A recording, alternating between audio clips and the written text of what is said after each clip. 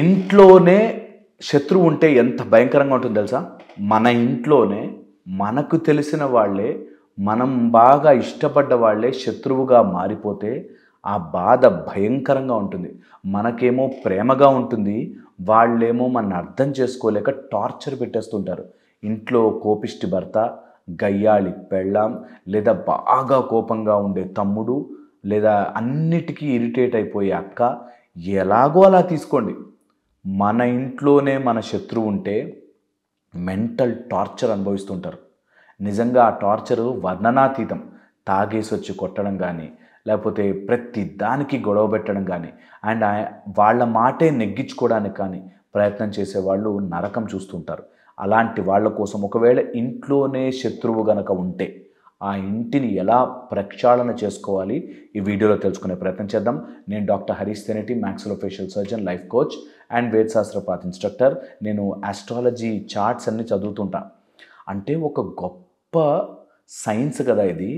ఎవరి లైఫ్నైనా ఎందుకు అలా బిహేవ్ చేస్తున్నాడు తెలుసుకోవడానికి గ్రహస్థితి ఏమైనా ఉపయోగపడుతుందా, ఫేస్ రీడింగ్ ఏమైనా ఉపయోగపడుతుందా, నక్షత్రాలు ఏమైనా చెప్తాయా అనే ఆలోచనతో నా ప్రయాణం మొదలుపెట్టా. అలా స్టార్ట్ చేసినప్పుడు నిజంగా కొన్ని కోరిలేట్ అవుతాయి. అన్నీ యాక్యురేట్గా చెప్పే జ్ఞానము మనకి లేకపోయినా కొన్ని తెలుస్తుంటాయి. అలా నేను చూసినప్పుడు నాకు కొన్ని ఇంపార్టెంట్ విషయాలు తెలిసాయి.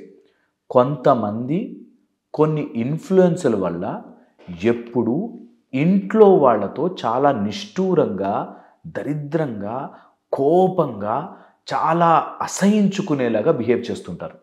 ఇలా ఎందుకు చేస్తారా అని కొంచెం దాని మీద ఇంట్రెస్ట్ పెరిగి ఆలోచించాను. First very very important point ఏంటంటే ఈగో. నేనే కరెక్టు అనే ఒక భయంకరమైన రోగంలో బ్రతుకుతుంటారు వీళ్ళు. ఇంట్లోనే ఉండి నా ఇంట్లో వాళ్ళందరినీ నేను కంట్రోల్ చేయడానికి గల కారణం నేను కరెక్ట్ అని చూపించుకోవడానికి 100 ప్రయత్నాలు చేస్తారు. వాళ్ళు ఆ కరెక్ట్ను చూపించుకోవడానికి కోపం అనే అస్త్రం విసురుతూ ఉంటారు, ఇరిటేషన్ అనే అస్త్రం విసురుతూ ఉంటారు. వాళ్ళే కరెక్టు, మిగతా వాళ్ళంతా తప్పు అనే మెంటాలిటీతో ఉంటారు. అలాంటి వాళ్ళు ఇంట్లో ఉంటే నరకం చూస్తూ ఉంటాం కదా. అలాంటి వాళ్ళు మీ ఇంట్లో ఉన్నారా? జాగ్రత్త పడండి. నెంబర్ 2, ఇలాంటి వాళ్ళు ఆర్ గెలుపు గెలుపు గెలుపు, నేనే గెలవాలి, నా మాటే నెగ్గాలి, నా మాటే కరెక్ట్ అవ్వాలి అని అనుకునే వాళ్ళు ఇంట్లో ఉంటే మహా నరకం కదా. అలాంటి వాళ్ళు మీ ఇంట్లో ఉంటే చాలా జాగ్రత్తగా డీల్ చేయాలి వాళ్ళతో. నెక్స్ట్ వచ్చేసి మన మోరల్స్ని తప్పు చూపిస్తారు. నీకు విలువ లేదురా, నువ్వు ఇలాంటి వాడివిరా, నువ్వు అలాంటి దానివిరా అని ప్రతి మాట నుంచి ఏరి ఆ ప్రతి మాటలోనూ మనం ఎంత చీప్ ఫెలోస్ అనేటట్టుగా పోర్ట్రే చేస్తుంటారు. అలా ప్రొజెక్ట్ చేస్తుంటారు. మనమే తప్పు అన్నట్టుగా ప్రొజెక్ట్ చేస్తుంటారు. అలాంటి వాళ్ళతో నిజంగా చాలా జాగ్రత్తగా ఉండాలి. వాళ్ళు ఎప్పుడు ఇంట్లోనే ఉండి మనకే శత్రువుగా మారి మనం ఏం చేసినా మన తప్పుగా చూస్తూ చాలా భయంకరంగా పనిష్ చేస్తుంటారు. అలాంటి వాళ్ళు ఉండడం ఉన్న వాళ్ళ చుట్టూ ఉన్న వాతావరణానికి ఒక టైప్ ఆఫ్ నెగిటివిటీ వచ్చేస్తుంది అన్నమాట. సో అలాంటి వాళ్ళతో జాగ్రత్తగా ఉండాలి. నెక్స్ట్ వచ్చేసి వీళ్ళు ఎప్పుడూ కూడా ఎంతసేపు కూడా ఒకవేళ వాళ్ళు ఓడిపోతున్నాము, వాళ్ళ పొజిషన్ తగ్గిపోతోంది అని తెలియగానే ఎమోషనల్ డ్రామా క్రియేట్ చేస్తారు. అంటే ఏడ్చేసి రూమ్లోకి వెళ్ళిపోయి లాక్ వేసేసుకుని డోర్లు కొట్టేసేసి ఇలాగ ఎమోషనల్ డ్రామా క్రియేట్ చేస్తుంటారు. ఇలా ఎమోషనల్ డ్రామా క్రియేట్ చేస్తున్నారు అంటే వాళ్ళు ఈగో గేమ్ ఆడుతున్నారు అన్నది గుర్తుపెట్టుకోవాలి. ఇంట్లోనే గనక ఇలాంటి శత్రువు ఉంటే వాళ్ళతో డీల్ చేయడం రావాలి. వీళ్ళు కామన్గా చేసేది మన అందరూ చేసేది తప్పే, నేను ఒక్కడనే కరెక్టు అనేది మోరల్స్ని చాలా హైగా చూపిస్తూ నాకున్న విలువలు ఎంత గొప్పవో అనే మాట చూపిస్తూ అండ్ ఎప్పుడూ మనని గిల్టీ ఫీల్ చేస్తూ ఉంటారు. అయ్యో నేనే తప్పు, అవునులే అలా అనకుండా ఉండాల్సింది నేను కూడా అనేటట్టుగా మనమే గిల్టీ ఫీల్ అయ్యేలా చేయిస్తారు. ఇవి చాలా క్యారెక్టరైజేషన్గా గుర్తుపెట్టుకోవాలి. ఇలాంటి వాళ్ళని డీల్ చేయాలంటే ఎలాగా? ఇలాంటి వాళ్ళని డీల్ చేయాలంటే 2 విషయాలు గుర్తుపెట్టుకోవాలి. ఇది పెద్ద మహాయుద్ధం వచ్చినప్పుడు రాజులు వాడతారు. ఓకే, దీనిలో ఫస్ట్ వచ్చేసి మహాయుద్ధం వస్తే, శత్రువుతో యుద్ధం వస్తే okay, go out of mercy అంటారు అండ్ గో అవుట్ ఆఫ్ రీకన్సైలేషన్ అంటారు. అంటే ఏమాత్రము జాలి ఉండకూడదు, ఏమాత్రము ఒక అడుగు ముందుకేయాలంటే భయం ఉండకూడదు. సర్లే మనవాళ్లే కదా అని మీరు తగ్గగానే వాళ్ళు పవర్ పెరుగుతుంది. మనం ఇలా తగ్గగానే పవర్ పెరుగుతుంది. అందుకని ఎప్పుడైనా ఇలాంటి వాళ్ళతో చాలు విన్నాం సరే మనవాళ్లే కదా వదిలేసాం వాళ్ళకి అది పెద్ద పవర్గా మారుతుంది. So they become determined. మనని టార్చర్ పెడుతుంటే మనం బాధపడుతున్నాము అని తెలియగానే వాళ్ళు ఇంకా పెద్దగా మారిపోతారు, డిటర్మైన్డ్ అయిపోతారు. సెకండ్ వచ్చేసి హ్యాబిట్గా మారిపోతుంది. ఒక స్టేజ్ వచ్చాక వాళ్ళే మారాలన్నా మారలేరు, వాళ్ళకే ఎందుకు కోపం వస్తుందో తెలియదు, వాళ్ళే హ్యాబిచువల్గా మారిపోతారు. అండ్ థర్డ్ వచ్చేసి వాళ్ళ లోపల ఒక టైప్ ఆఫ్ విషం తయారైపోయి ఎంతసేపు ఆ విషయాన్ని కక్కడానికే చూస్తారు. ఇది habitual bitterness and deterministic behaviour అంటారు. వాళ్ళు ఇంకా ఆ పాయింట్లోనే మనల్ని టార్చర్ పెడతారు. ఒక ఫ్యామిలీలో నేను చూశాను, ఆ ఫ్యామిలీలో ఓన్లీ ఒక ఫ్రిడ్జ్ పొజిషన్ ఎక్కడ ఉండాలి అన్న దాని మీద 5 రోజులు గొడవ పడ్డవాళ్ళు ఉన్నారు.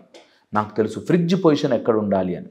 సో అలాగా చిన్న విషయాలకి చేస్తున్నారు, ఈగో ఫైట్లోకి వెళ్ళిపోతున్నారు. అంటే డిటర్మైన్డ్గా ఉన్నారు, బిట్టర్నెస్తో ఉన్నారు, హ్యాబిట్గా మారిపోయి ఉంటారు. వీళ్ళని డీల్ చేసేటప్పుడు నో మర్సీ, నో రికన్సైలేషన్. గట్టిగానే డీల్ చేయాలి, గట్టిగా డీల్ చేయడం రావాలి. డీల్ చేస్తున్నప్పుడు కొన్ని ఇంపార్టెంట్ పాయింట్స్. వాళ్ళని హేట్ చేయకూడదు. మనం డీలింగ్ ఎలా ఉండాలంటే, సపోజ్ అది రోగముగా మారి వాడికి కోపిష్టి రోగమో, లేకపోతే ఫ్రస్ట్రేషన్ రోగమో, లేకపోతే తాగుడు వ్యసనమో అలా ఏదైనా ఉంటే వాళ్ళ రోగం మీద జాలి చూపించకూడదు. వాళ్ళ మీద జాలి ఉండొచ్చు, తప్పులేదు, కానీ వాళ్ళ రోగము మీద జాలి చూపించకూడదు. అయ్యో మనవాడేలే అని చెప్పి మనం కూడా 2 సార్లు హెల్ప్ చేస్తే 3వ సారి తల మీదకి ఎక్కేస్తారు. కాబట్టి deal them without hatred, but do not deal them with mercy. వాళ్ళ రోగాన్ని జాలితో కాదు, గట్టిగా డీల్ చేయాలి. నెంబర్ 1. సెకండ్ వచ్చేసి, ఇలా డీల్ చేస్తున్నప్పుడు మీ మొరాలిటీ ఏమైపోతుంది అనే భయంలో పడకూడదు.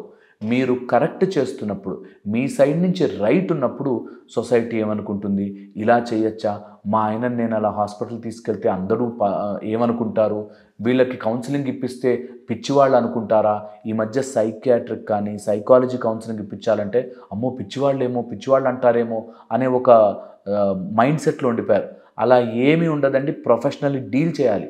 డీల్ చేయకపోతే అందరూ ఏమనుకుంటారో సరే, మీకు జీవితం అయిపోతూ ఉంటుంది. ఇది గుర్తుపెట్టుకోవాలి. సో కంపల్సరీగా కౌన్సిలింగ్స్ కానీ అట్లాంటివి ఇప్పించాలి. And treat them like a disease. వాళ్ళకు ఉండే రోగాన్ని రోగంలాగే డీల్ చేయండి. వాళ్ళ మీద ప్రేమ తగ్గాల్సిన అవసరం లేదు, వాళ్ళ మీద హేట్రెడ్ పెరగాల్సిన అవసరం లేదు, బట్ డీల్ దట్ ప్రాపర్లీ. దానికి మెడికేషన్, మందులు ఇప్పించాలి. ఆ మందులు చేదుగా ఉంటాయని తెలియాలి. మందులు అంటే మింగే ట్యాబ్లెట్లు కాదు, వాళ్ళని డీల్ చేసే విధానమే అలా ఉండాలి. సో కొన్నిసార్లు డీల్ గట్టిగా చేయాలి. నెక్స్ట్ వచ్చేసి, మీ బెస్ట్ స్ట్రెంగ్త్ చూపించాలి. ఇలాంటప్పుడు వాళ్ళు ఆవేశంగా ఎదుగుతున్నప్పుడు, వాళ్ళు మీ మీదకి రాక్షసుల్లాగా వస్తున్నప్పుడు మీరు గట్టిగా నించోవాలి. అందుకే నాకు అనిపిస్తుంటుంది అప్పుడప్పుడు మన దేవుళ్ళు దేవతలకు కూడా చేతిలో బాణాలు ఆయుధాలు ఉన్నాయంటే చెడుని అంతం చేయడానికే కదా, అందుకే కదా మనకు స్ట్రెంగ్త్ ఇచ్చాడు భగవంతుడు అనిపిస్తుంది. ఎప్పుడైనా ఇట్లా ఇంట్లో శత్రువుతో డీల్ చేయాలన్నా మీరు గట్టిగా ఉండాలి. మొరాలిటీని మీరు అడ్డు పెట్టుకుని అయ్యో పాపమని జాలి చూపించకూడదు. అండ్ అసలు ఎప్పుడు కూడా ఓడిపోయినట్టుగా మీరు ఎప్పుడైనా దిగారో మెట్టు మీ మీదకి ఎక్కేస్తారు. అందుకని ఓడిపోయినట్టుగా never show your face as disappointed. వాళ్ళు ఎంతైనా చేయండి, మీరు ఇంకొక అడుగు ముందుకే వేయాలి కానీ వెనక్కి వెళ్ళకూడదు. ఒకసారి తగ్గామా they will push you to corner చేసేస్తారు. అందుకని తగ్గకూడదు. ఇలాంటి వాళ్ళని డీల్ చేసేటప్పుడు చాలా ప్లాన్డ్గా, ఫోకస్డ్గా, కొంచెం టైం పట్టినా సాల్వ్ చేసేటట్టు ఉండాలి. అండ్ ఎప్పుడైతే మీ వాల్యూ మీరు పెంచుకుంటారో ఆటోమేటిక్గా ఇట్లాంటి గొడవలు తగ్గిపోతాయి. మీ వాల్యూ పెరగాలి అంటే, మీ మాట నెగ్గాలి అంటే become powerful, become skilful, become scares. చాలా అరుదుగా దొరికే ఆపర్చునిటీగా మీరు మారితే మీ మీద ప్రెషర్ ఉండదు. మీరు ఎప్పుడైతే రోజు కనిపించేస్తుంటారు, ఇంట్లోనే ఉండి పడున్నారు అనుకోండి, మన ఎవరు పడితే వాళ్ళు మాట్లాడతారు. మీరు మీ స్కిల్ని పెంచుకోండి, మీ టాలెంట్ని పెంచుకోండి, మీ డిపెండెన్స్ వాళ్ళ మీద తగ్గించుకోండి, మీరు ఇంప్రూవ్ అవ్వండి. ఆటోమేటిక్గా తగ్గిపోతాయి. మీరు ఇంప్రూవ్ కానంతసేపు మీరు ఎప్పుడు ఇలా హ్యాండ్స్ ఫోల్డ్ చేసుకుని వాళ్ళ మాటల్లో పడి ఉండాల్సి వస్తుంది. అందుకని బికమ్ స్కేర్స్. ఆ అరుదైన బంగారపు రాయిలాగా, బంగారపు వస్తువులాగా తయారవ్వాలి. మంచి మెరిసే డైమండ్స్ లాగా తయారవ్వాలి మీరు. అలా తయారైనప్పుడు మిమ్మల్ని ఎవరూ తక్కువ అంచనా వేసి చూడరు. మీరు గాజు పెంకుల్లా ఇంట్లో పడున్నంతసేపు మిమ్మల్ని తక్కువ చేస్తారు, మీతో ఎమోషనల్ గేమ్ ఆడతారు, మిమ్మల్ని చులకన చేస్తారు, మీ ఇంట్లోనే శత్రువుగా మారి మిమ్మల్ని టార్చర్ చేస్తారు. మీరు అరుదుగా మారినప్పుడు ఆటోమేటిక్గా వాళ్ళకి మీ విలువ తెలిసొస్తుంది. Create your value through scarcity. ఎప్పుడైతే ఇప్పుడు మార్కెట్లో టమాటాలు తక్కువైపోయాయి అనగానే టమాటాల విలువ పెరుగుతుంది. ఎందుకు? When you are scarce your value will increase. మీరు ఎప్పుడైతే అరుదుగా దొరుకుతారు అని ఉంటుందో అలాంటి ఇప్పుడు విలువ పెరుగుతుంది. ఎప్పుడు అక్కడే పడి ఉన్నారనుకోండి మీకు విలువ పెరగదు. మీరు ఇంప్రూవ్ యువర్ వాల్యూ. ఇలా వాల్యూ ఇంప్రూవ్ అయితే ఖచ్చితంగా మీరు ఇంప్రూవ్ అవుతారు. ఖచ్చితంగా మీ ఇంట్లో గొడవలు, మీ ఇంట్లో శత్రువుని డీల్ చేయడం మీకు వస్తుంది. ఎవరికైనా కోపం వస్తుంది అనుకోండి, ఆ కోపంతో వాళ్ళు కొడతారు. మీరు కోపంతో కొట్టినప్పుడు మీరు గాలిగా మారాలి.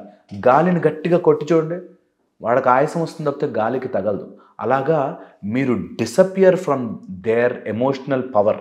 వాళ్ళ ఎమోషనల్ పవర్లో మీరు ఇరుక్కున్నారంటే, మీరు వాళ్ళు నన్నింత మాట అంటాడా అని ఇరుక్కున్నారంటే మిమ్మల్ని ఆడేసుకుంటారు. అందుకని డు నాట్ ఇన్వాల్వ్. బ్రూస్లీ చెప్పిన లాజిక్ ఇది.